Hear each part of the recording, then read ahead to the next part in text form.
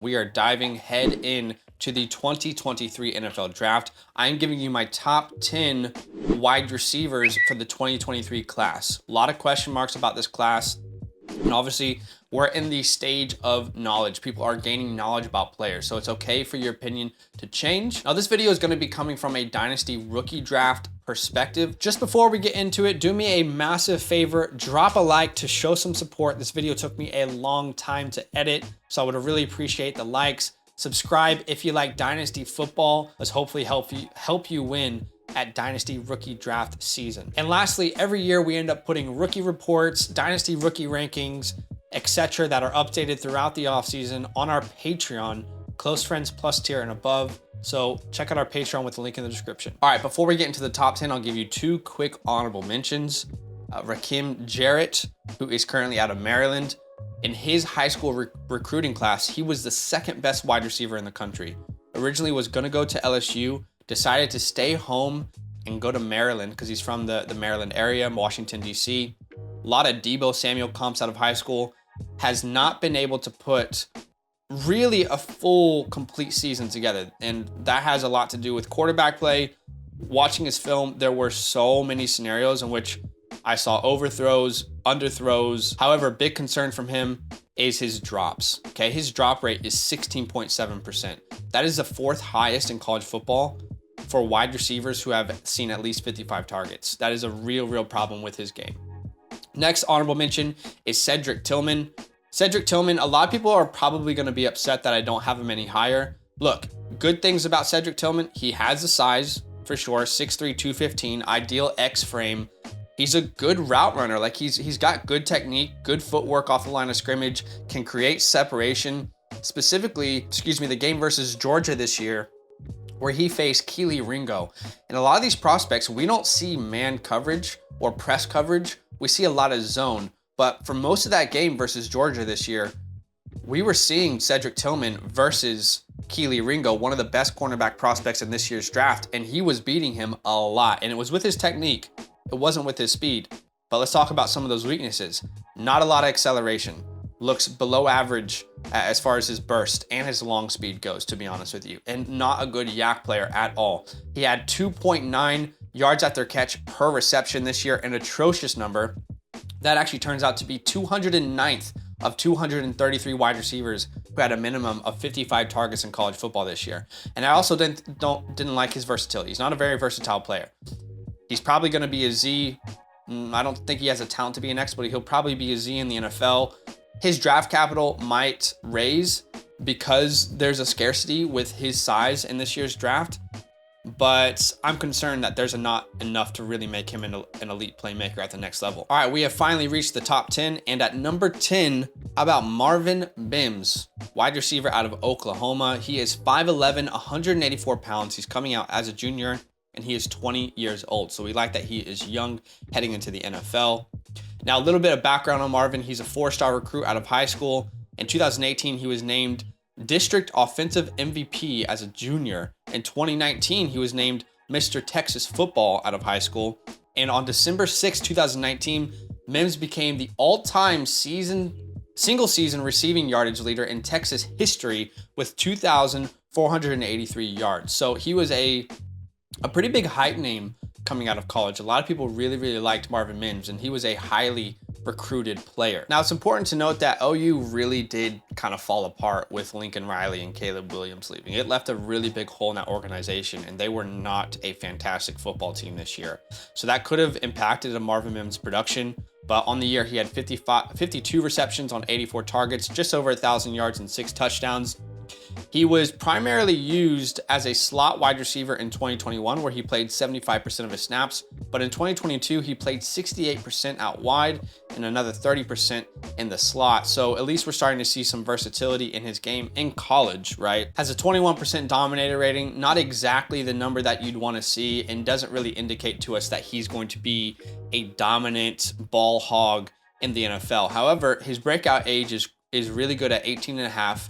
that is in the 96th percentile according to Player Profiler. But let's quickly highlight the good and the bad from his film. Firstly, I would say the good thing is speed. He's got a lot of speed. I'm very curious to see what he's going to test at, what his 40 will be, what his 20 will be, but he uses his speed to win downfield versus zone coverage a lot. However, he doesn't necessarily have elite explosiveness to get to that speed, and I wouldn't say his long run speed is elite either. So he's got very good speed, but I don't think that's going to completely carry his game like we've seen for other people in the past. Has good ball skills, especially for his size. You would not anticipate Marvin Mims being that good at the catch point, and he shows some real promise in this area. He flashed many times, showing a good ability to track the ball on deep attempts and made a lot of those wow catches through contact. And he showed pretty reliable hands despite the pretty high drop rate. Now let's talk about the bad, route running. From what I watched, okay, we typically watch about 3 to 4 to 5 games of film on a player, but if it's not a fade or a go, then his route seems to be pretty rounded off. We want those decisive cuts, start stops, the body fakes, the head fakes, where you're manipulating a defender on your route. And I just didn't see that enough. And the route tree looked really simplified. He's gonna have to grow that in the NFL. Again, bad would be his dominator rating. Wasn't a very high dominator rating. And he's averaged a measly 4.3 receptions per game in 2022, okay? And just 2.5 receptions per game last year in 2021. If you're a Marvin Mims stan and you're upset that I have him this low, do we really anticipate this being some sort of big PPR upside, ball hog type player? Because I've heard some comps to Tyler Lockett. Tyler Lockett had huge production out of K-State. We are not seeing that kind of production for Marvin Mims. Again, in 2021, 2.5 receptions a game. And you guys think he's going to go out there and have, 7 reception per game seasons? I don't see it. I'm also concerned about his size. Like, what will his role really be? Can he play outside with that size? I'm not so certain. And as far as his yak game, doesn't really feel like he can feel the momentum of defenders as well as some of the other players in this class. And those areas where you really want to set yourself up after the catch to see the space and to attack the space, he doesn't do a good job of recognizing that. Not an elite start-stop player, and he's relatively easy to take down if you're able to grab a hold of him. So again, he's a player who has a very clear strengths in his skill set, and that's valuable in the NFL, but I don't think he has some sort of elite upside. I like to try and give you guys some player comps, so I'm gonna do my best with Marvin Mims. It's really difficult, and there's no one size fits all, but right now I feel like his ceiling is around that Isaiah McKenzie type role in the NFL. Floor is around like a Kiki QT, Braxton Berrios. I try to give you a realistic floor there as well. As of now, Marvin Mims is projected to be a 3rd round draft pick. That could obviously change as we're only in December at the time of recording this. At number 9, I know a lot of people are going to be upset in the comments. I can already feel it about how low I have this player. Blitnikoff winner this year, Jalen Hyatt out of Tennessee. He is 6'1", 180 pounds. He's coming out as a junior. He's 21 years old. If you're upset, you're a big fan of Hyatt, just let me explain as to why I have him this low. Firstly, 67 catches on the year out of 89 targets. Over 1,200 receiving yards and 15 touchdowns, put up huge numbers, played primarily in the slot where he saw 87.3% of his snaps. Pretty good contested catch rate, considering he only had 5 contested catches, but a pretty good contested catch rate. The dominator rating for his collegiate career is quite low, and that is a bit of a concern because this was really the first year where he's been a really dominant player for his team. Breakout age is also pretty old. He broke out at the age of 21, and that's not exactly the number that we want to see. But let's talk about the good and the bad for Jalen Hyatt, okay? Firstly, to me, Jalen Hyatt is a very simple player. He wins with his speed over the top, which also helps him underneath on his routes because DBs have to give him that cushion. However, he does not possess elite or even above average traits as a route runner. He doesn't possess elite traits after the catch, in his open field elusiveness. In short, his game feels very limited to me in the NFL. A deep threat, and that's pretty much what you're getting. There's not a lot of athleticism here outside of his raw speed for him to grow into a superstar. Again, this is what I saw from film. The first 7 touchdowns I watched on film from him were all go routes in broken coverage, where he either beat a zone or he beat a man with his speed. Wasn't a lot of separation on routes, wasn't a lot of technicality off the line of scrimmage, a lot of free releases. And as far as player comps for Jalin Hyatt, I've said it before on our streams, but I feel like Will Fuller is the ceiling for a player like Jalin Hyatt, whereas the floor is probably your MVS, your Philip Dorsett, that kind of role. As of right now, Jalin Hyatt is projected to be an early second, late first type draft pick. I think this will be a massive mistake if a team takes him this early. You know, we've seen teams like the Patriots last year take Tyquan Thornton just based off of his speed, but Tyquan Thornton is a very limited player. Now, I guess if you draft this player, you're expecting to be able to help him grow in all those other areas that could make him a superstar. But Jalin Hyatt, to me, again, only my ninth rated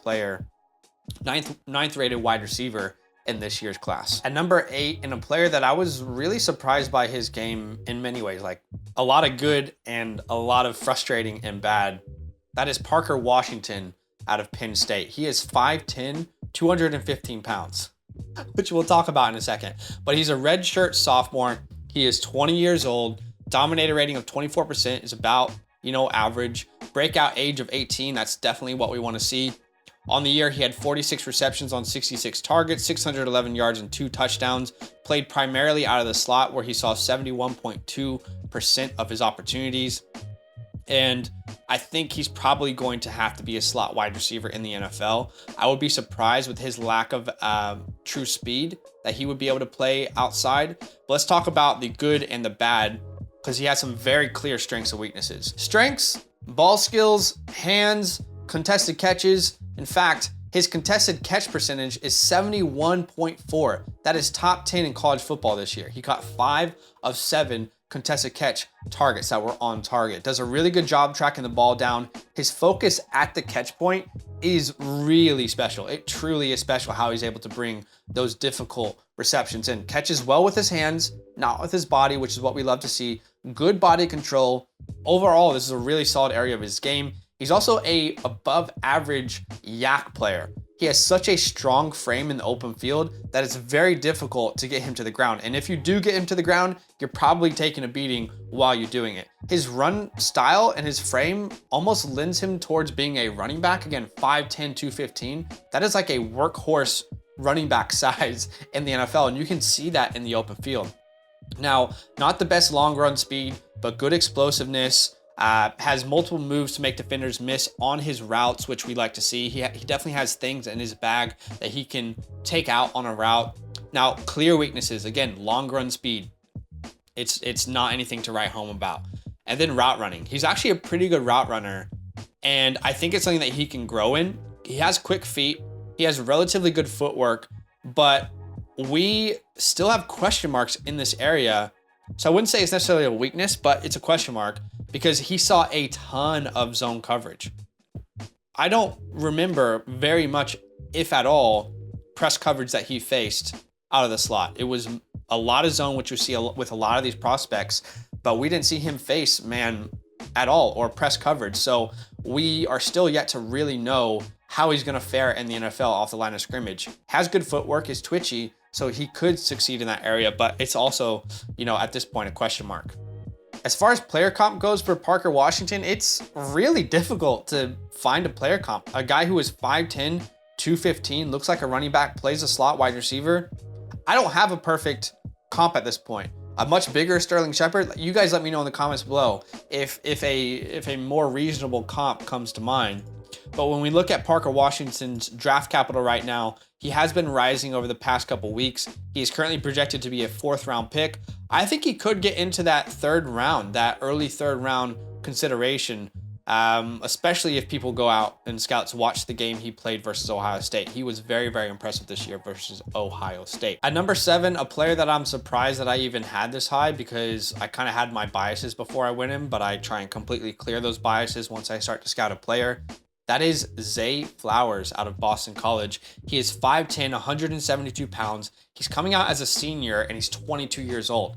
So a little bit older than we like to see as far as like coming out into the NFL. Breakout age is a little bit older as well. He broke out at the age of 20, but really good dominator rating at 36.1%. He's absolutely able to handle a full workload. At least that's what we were able to see in college. His receiving stats from this year: 78 catches on 124 targets, over 1,000 yards and 12 touchdowns. Versatile player, played 66.6% out wide, 32.8% in the slot. Let's talk about the good and the bad. The good, speed is definitely one of Zay's best attributes. Boston College would constantly look for ways, again, just to get his hands on the ball in space. Very good acceleration and long run speed. I wouldn't say it's elite in that category, but it's very, very good.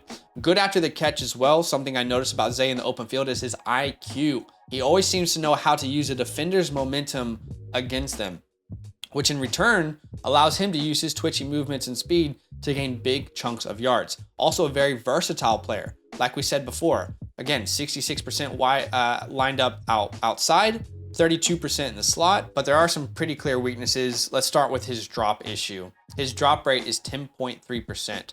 This has been a constant issue for him throughout his collegiate career. 24 drops from on-target passes. It doesn't matter how good you are after the catch in the NFL if you don't consistently catch the ball, right? If you can't consistently catch the ball, you're not going to continue to be targeted. It's that simple. It's not going to, in Boston, like in college rather, you get more opportunities because the team doesn't really have a good chance to move on to better talents typically, especially like a team like Boston College. But in the NFL, you're not going to be given the same kind of grace. His size is also a concern for me. I know he played a lot outside, but will his size limit him to a slot role? We'll have to wait and see. And then again, I have a lot of question marks versus press. With the film that I watched, at least, Zay didn't face press coverage one time, meaning he constantly had free releases off the line of scrimmage, which makes it really difficult to determine what sort of release package he has off the line of scrimmage. But if you're looking for a player comp, I feel like I found the perfect player comp for Zay Flowers, and you might have to come back with me and reminisce. You guys remember Eddie Royal? I feel like Eddie Royal is the perfect comp. That's what Zay, that's his ceiling. That's what he could be in the NFL, which is a very, very good player. His floor is kind of around that Jamison Crowder, KJ Hamler type floor. And if we look at his current projected, again, projected is the key word, draft capital, he is currently projected to be a mid to late second round pick. That feels about right to me. I would be surprised if that gets much higher from here on out. At number 6, and I do feel like there is a tier jump here. Again, we're going from 10 to 1, so I'm not gonna say tier drop, a tier jump here in the next couple players. Just in case anyone is curious about where those tiers are, I'll show you at the very, very end. But Josh Downs out of North Carolina, he is 5'10", 175 pounds, coming out as a junior, 21 years old, very good dominator rating. Showed over multiple years that he can be the number 1 at North Carolina. This year, 94 receptions on 116 targets, over 1,000 yards and 11 touchdowns. Did play primarily out of the slot at 82.7% of his snaps. And honestly, I think that's probably the role that he's going to be limited to in the NFL. Pretty good breakout age at 19.1. I mean, really, we want a prospect ideally to be under that 20 mark. It's not a size fits all. But Josh Downs, 4-star recruit. Father was Gary Downs, former NC State and NFL running back. His brother is a safety as a high school prospect right now. Competed in basketball and track in high school. Finished 3rd in state in triple jump and 4th in the long jump. So this is a very athletic player we have in Josh Downs. He's a prospect that I can't fully wrap my head around just yet. We watch a lot of film, and we will continue to watch a lot of film, and ideas and beliefs about players will be more solidified. At this point, I can't really wrap my head around him. So let's talk about it. The good, he's shown a really good ability, again, to be a number 1 wide receiver on a team, huge production, good dominator rating, has above average speed, so he's always a threat over the top of defenses, decent enough route runner. I think there's a couple things that we'll talk about that I think he could improve on. Incredibly reliable hands, and really good as a contested catcher. Probably the most surprising thing about Josh Downs is his contested catch ability. He had a contested catch rate of 72.2%, which was good for 9th in the country last year. Very impressive given his size. Just always found himself winning those one-on-one balls, those deep balls. Let's talk about the bad. Again, his size probably limited to a slot wide receiver. I don't think he offers all that much after the catch. If he has blockers in the open field, he absolutely can gain big chunks. But I don't think he's the type of player to extend plays after the catch purely on his athleticism, his twitchiness alone. Now, I know a lot of people are going to disagree with me on that, that's fine. But the film that I watched, I didn't feel like his yak game was going to be something that would carry him in the NFL. Let's talk about route running, okay? There were many moments on film where it felt like his routes were a bit lazy. Yeah, at the end of the stem, beginning of the branch, right at that break point of the route, he tends to round it off at times. And there's not that quick, decisive snaps, not consistently at least. We do see it at times, but not consistently at least. And at times, I think his speed is what's creating separation, not necessarily manipulating defenders. Now, there are some really good examples, okay, of him beating defenders off the line. But I still have my concerns because there's a lot more lazy routes than there are precise. So that's going to be something he has to improve. Lastly, and this is nitpicking, but he seems way too lackadaisical if he's not involved in the play. Just not involved, not at all, caring about what happens if it's not his number called. But I think he has the skill sets to be a solid slot wide receiver in the NFL. A lot of people throw the name Tyler Lockett around a lot, but I think this is the first prospect and maybe the only prospect that I would put the Tyler Lockett comp on because he has the production to prove that he can do that in the NFL. I would say his floor is like the Russell Gage, the KJ Hamlers of the world, and current draft capital, he's projected to be an early second round pick, this 37th overall pick. I don't think that's gonna change. That feels very solidified to me. Josh Downs has been around for a while. Scouts know about him. I don't think they're gonna find out anything mind-blowing in the next 3 to 4 or 5 months about Josh Downs. He's a very well-known prospect. All right, at number 5, a wide receiver that a lot of people like as a sleeper, and I can see why they do. Rashee Rice out of SMU. He is 6'3", 206 pounds, coming out as a senior. Now, you guys help me. What the hell is Rashee Rice's age? I have been desperately searching the internet trying to research. I even tweeted at him trying to figure out what his age is because there's no solid reports on the internet. One says 24, 23, 22. The most reliable source I found was 22, but he'll be 23 when he's drafted, from what I understand. But again, we need clarity there. Not the best dominator rating, didn't break out at a young age, unfortunately. Put up huge numbers this year, though. 96 catches on 156 targets, over 1,300 receiving yards and 10 touchdowns. Played primarily out wide, but we will talk about his versatility here in a second. So why don't we just talk about the good and the bad, right? There's 4 things that I really like about Rashee Rice's game. Size. He's got the 6'3", 206 size, plays with a ton of strength, both in his routes and after the catch. Good versatility. Played over 90% in the slot as a junior. And as we already discussed, then as a senior, when he broke out even more this year, he played 82.5% out wide. I believe he can be a weapon all over the field with the type of speed, athleticism, size, strength that he has. You can line him up anywhere. Very good contested catch abilities as well. Displays great body control in one-on-one scenarios. Can track down the ball well. Knows right when to jump to put himself in the best position to come down with the ball. And fights off hands really well from DBs on routes, which we see a lot in the NFL.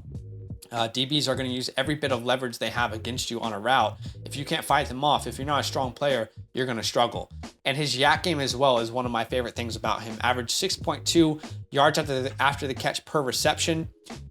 Has a special combination of size, quickness, long speed, and strength that makes him a problem after the catch. The dude is a bulldozer in the open field.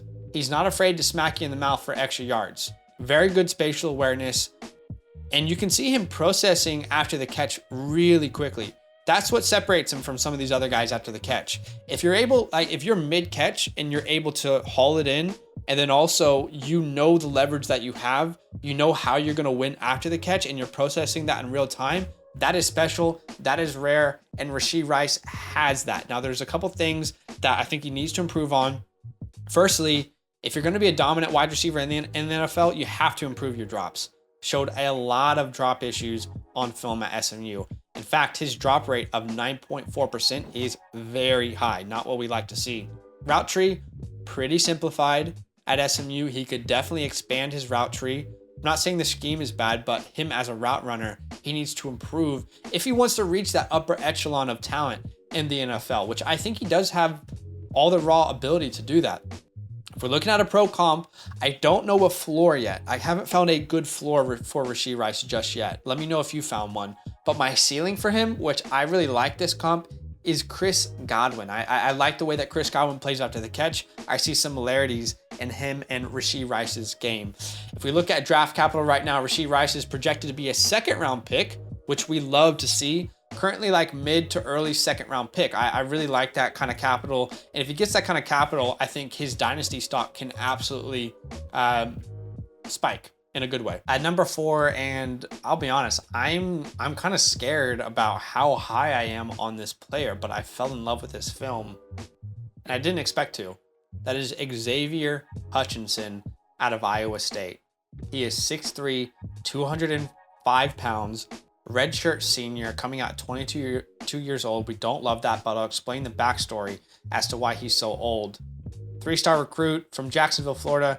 Spent a couple of years in JUCO before going to Iowa State. So that's why he is kind of a late bloomer, if you will. Started his career off in JUCO, then went to Iowa State. Dual sport athlete, Iowa State single season record for receptions of 83. There are certain players on film when you watch and you're instantly excited. You instantly love their game. Potentially full package type player. And I have a controversial take at the very end of this. Number 4. But 107 catches, 167 targets, over 1,100 yards, and 6 touchdowns. Played primarily out wide in 2022. 70% of his snaps were out wide. Played 29% in the slot.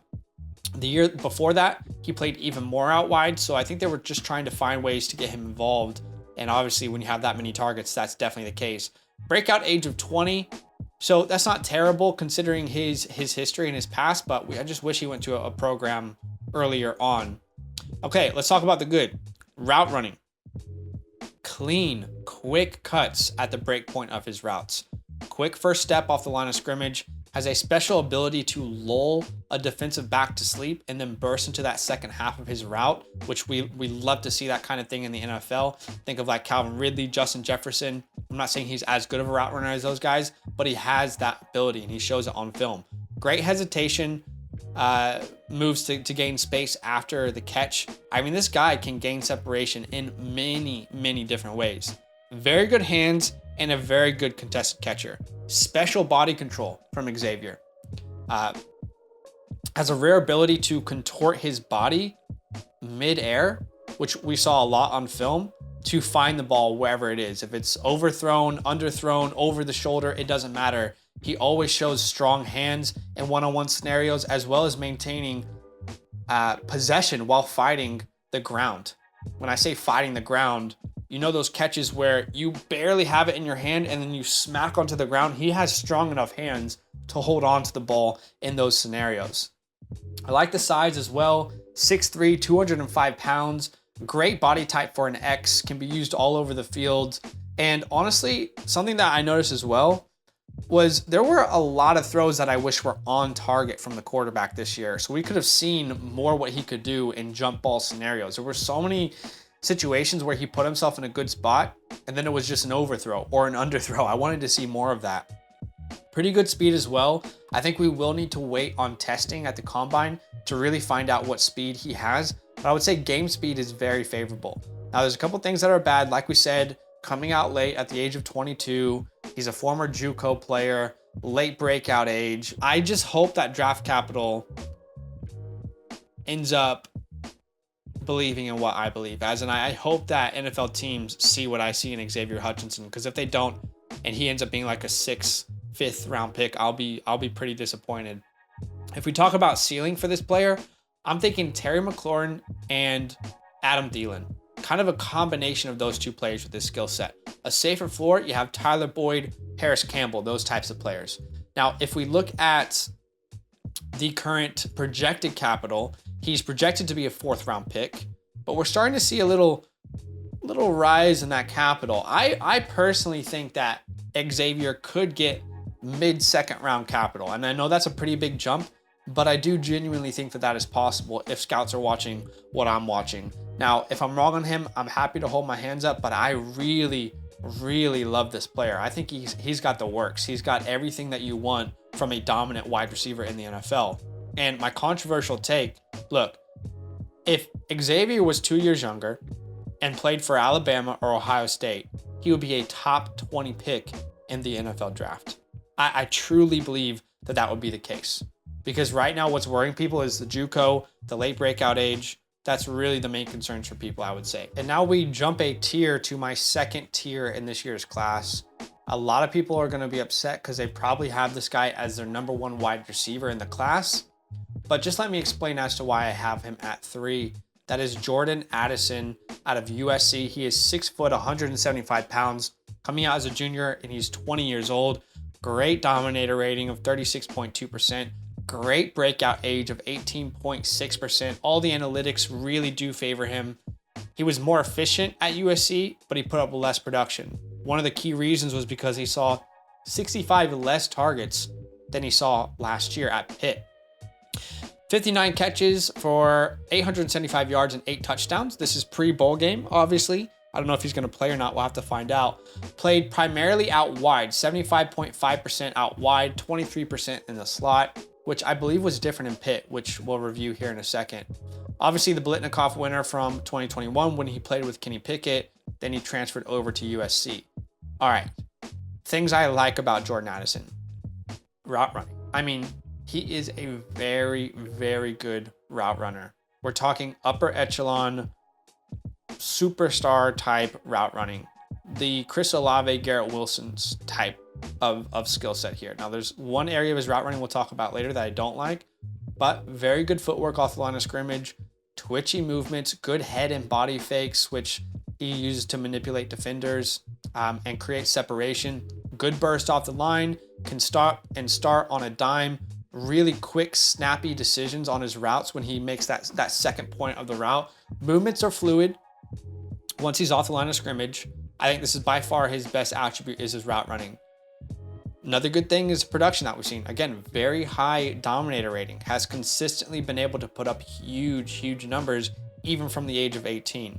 So that would suggest to us that he can be phenomenal at his craft. Doesn't have elite speed though. I would say his speed is above average, but I don't think speed is going to be like I don't think he is like a 4.3 guy. On film, he feels much more like a 4.4, and like that's a technicality, but I'm curious to see what he grades out at the combine. But game speed, I was a little bit slightly disappointed by the long run speed, just my opinion. A couple concerns for Addison. Yards after the catch specifically is one of my biggest concerns. In the open field, I found myself typically wanting more out of Addison. His burst and speed are really good, but he's not as elusive as I thought he would be. Hesitations aren't really powerful like they are on his routes in the open field. Doesn't have a really good juke or a spin move. Doesn't have like a calling card per se that he can use to make a defender miss to extend plays in the open field. I'm also a little bit concerned about his size and strength. Specifically, there are moments where he really struggles to fight off DBs, specifically versus press coverage is when you see this. That man-to-man, quick, close to the line, you have to make a decision. You have to have good footwork and fight off the defender. Versus zone, he's fine, but that's not what we're concerned about. We're concerned about that press coverage. A little bit of lack of strength on the route to beat those defenders. And he's also not very good as a contested catcher, which I know won't be his calling card in the NFL, but it has to at least be said. He had a 22.2% contested catch rate this year, which was a measly 206th in college football amongst wide receivers who saw a minimum of 55 targets. And you can see that on film. It will not be his calling card, not the best through traffic, not the best when there's contact. And that's unfortunately going to be a part of his game, I think, that we see. Overall, love his route running. Very high ceiling, I would say. But I think there's a lower floor than I once thought before really diving into his film. Again, I still think he's going to be a fantastic player in the NFL. Draft capital is going to be great as well. Pro comps, Calvin Ridley, Jerry Jeudy, I would say that's kind of like the ceiling we're looking at for a player like Jordan Addison. The floor, I'm going to say like a Robert Woods, still a very good player. A Tyler Lockett, again, still a very good player, but not that superstar status. If we look at draft capital right now, he is the second wide receiver expected to go off the board at 12th overall in the first round. So draft capital will not be a problem. Again, I think Addison's strengths are really, really strong, but there are some weaknesses that concern me. And the size is kind of like the Devonta Smith side. Again, Calvin Ridley, Jerry Jeudy's the upside, but the floor is a little bit lower than I think people want to admit in my opinion. And now we have our last tier jump into the tier 1. I have 2 players here. I truly think both of these guys can be superstar wide receivers in the NFL, and for different reasons. At number 2, I have Quentin Johnston out of TCU. He is 6'4", 215 pounds, coming out as a junior at 21 years old. Little bit of background: 4-star recruit from Texas. He was a dual sport athlete in high school, basketball and track, state medalist high jumper. He was number 23 on Bruce Feldman's 2022 freak list. Bruce said, "Johnston at 6'4", 210 is a remarkable athlete. He has vertical jumped 42 inches and broad jumped 11 feet. He has clocked a 4.440 and back squatted 575 pounds. So this dude is a freak athletically. Dominator rating of 31.1%, broke out at the young age of 19. Pretty good numbers this year. 901 receiving yards and 5 touchdowns. Missed a couple games, I believe, or was injured there for a second. Played 86.1% out wide. I thought that number would be even higher. It's cool to see that he almost played 14% in the slot, which shows a little bit of versatility. But let's talk about the good. Okay, watch a single game of Quentin's film and you will instantly see how he can be a superstar in the NFL. What doesn't he have as a prospect, right? 6'4", 215. He's got the size. He's already clocked a 4.440. He has the speed, and he also has the game speed. Above average and continually growing as a route runner. It could be more refined, I agree, but he's growing in that area. Makes contested catches, makes circus catches, has versatility to line as the X or the slot, broke out at the young age of 19, led his team in receiving yards as a freshman, 30+% dominator rating, and despite his size, he is dangerous in space after the catch. He truly has the chance to be a dominant wide receiver in the NFL. And there was one thing in particular about his yards after the catch that I noticed. He has a signature move. If you've watched this film, let me know if you see it as well. But he has this signature leverage spin move where you're running your route, you make a quick turn, you catch the ball, you feel the defender on your back, and then you instantly spin either left or right because you know that based off the leverage and momentum, you will instantly be open in the open field and you can use your speed to gain more yards. I saw that time after time after time. I love that he has a signature move that he can kind of hone in on. I think he'll continue to grow in that area as well. By the way, yards after the catch, 7.8 this year per reception. That is good for 15th best in the nation. So he is not just he's good as a contested catcher. You can throw the ball up to him. He'll use the size, but that's not it. He is very good as well after the catch. Now, there are some small things that I think he needs to work on. Specifically, he needs to do a better job of hands catching rather than body catching down the field. That's definitely a concern for me. And there are certain routes that I think he could clean up. He definitely could become a better route runner and use leverage a little bit better. But this is a true potential superstar prospect. We're talking ceiling of DeAndre Hopkins, T. Higgins, AJ Green, that type of player. We're talking floor of a Mike Williams, Martavius Bryant. Like, I think the floor is also pretty safe as well. He is taller and faster than D-Hop and T. Higgins, and he's already clocked a 4.4, which they were not able to do. I really, really am a huge fan of Quentin Johnston. I think he'll be a superstar in the NFL. Right now, projected to be the 8th overall pick in the NFL draft in the first round. I wouldn't be surprised if he ends up going top 10. He definitely has a skill set to do so. And at number 1, with just a 0.3 advantage over Quentin Johnston in my scouting grade, I think if people don't have him in their top 2, it's recency bias personally. If you look at the film that he's put up, there's no questions as to why he shouldn't be considered one of the best, if not the best wide receiver in this year's class. That is Jackson Smith-Njigba. I'm here to restore the name. I'm here to bring back the excitement for JSN. Out of Ohio State, 6'1", 200 pounds, coming out at 21 years old. As we know, in 2022, he was injured for almost all of it. So we're not going to put any analytics to test here because it's not a full sample size. We're not going to put any film from 2022 because there's really only like a half of football that we can look at. But let's look at the 2021 season. That is really what we have to work with here. All right, in the 2021 season, he had 95 receptions on 112 targets, over 1,600 receiving yards and 9 touchdowns. He played primarily in the slot, 88.6% in the slot, 11.1% out wide.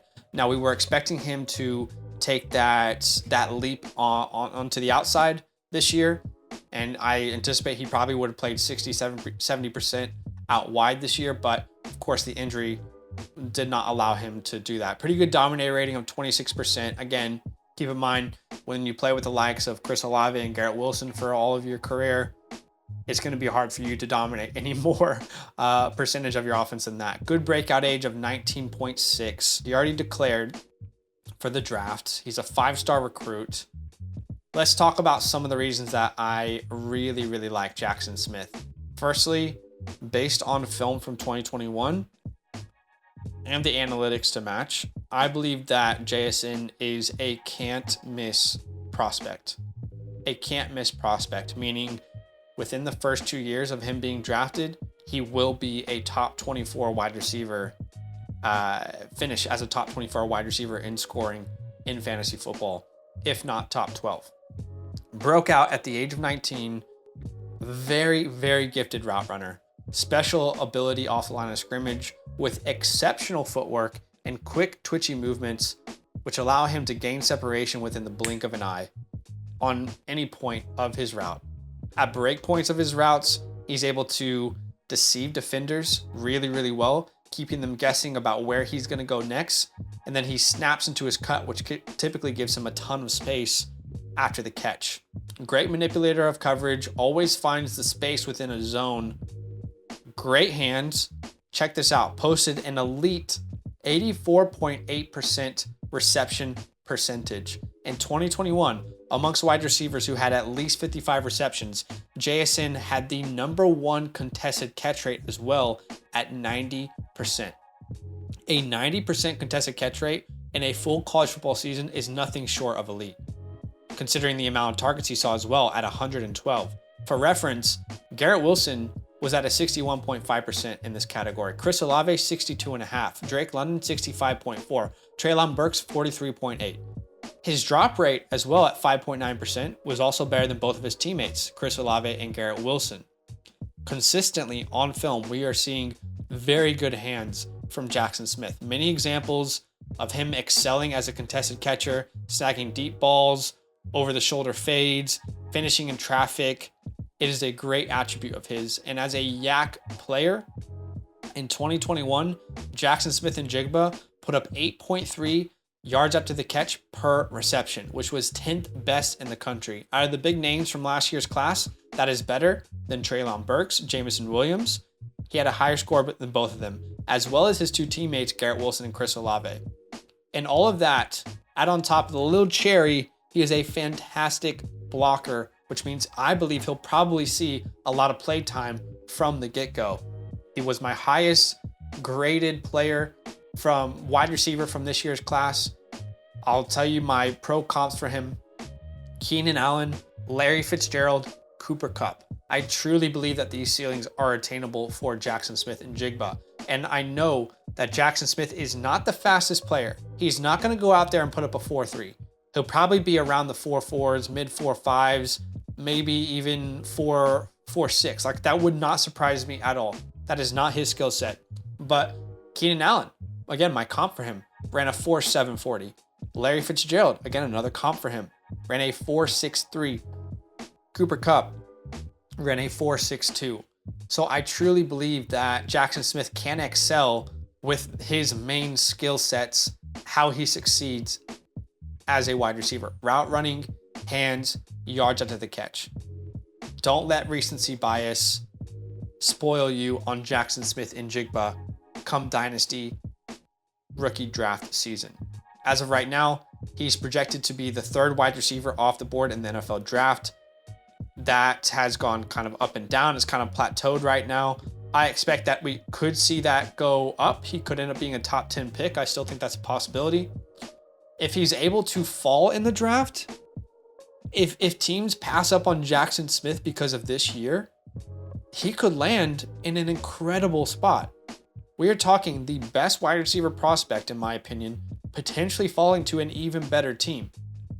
There's all money signs here for me. He, for me, is a cannot miss prospect. So that is my top 10. Why don't you let me know what you think about this top 10 in the comments below? I'd be happy to take your criticism. I'd be happy to hear your opinions and your thoughts. Those are all very welcome on the channel. Drop a like, subscribe, and we'll see you in the future video. Yo, what's good? Thanks for watching. We got a lot more videos. A lot more. If you want more videos. Watch it. You can also subscribe. Right now. If you want to. You need to. And lastly, don't forget that you can sign up to support the show and get exclusive content by going to patreon.com/fantasylandfam.